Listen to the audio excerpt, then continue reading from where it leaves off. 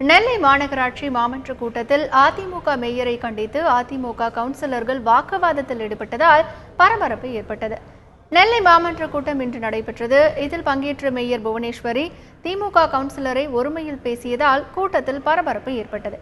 இதையடுத்து மேயர் ஒழிக என்று திமுக கவுன்சிலர்கள் கூச்சலில் ஈடுபட்டனர்.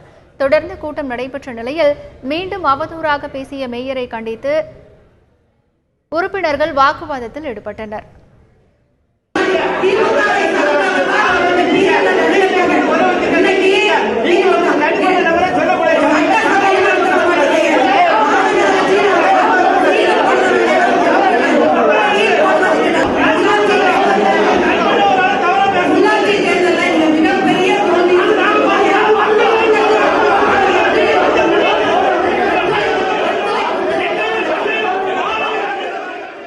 இதேபோல கும்பகோணம் நகரமன்ற கூட்டத்தில் காவிரி நீர் பிரச்சினையில் தீர்மானம் நிறைவேற்றாததை கண்டித்து திமுக உறுப்பினர்கள் வாக்குவாதத்தில் ஈடுபட்டனர்.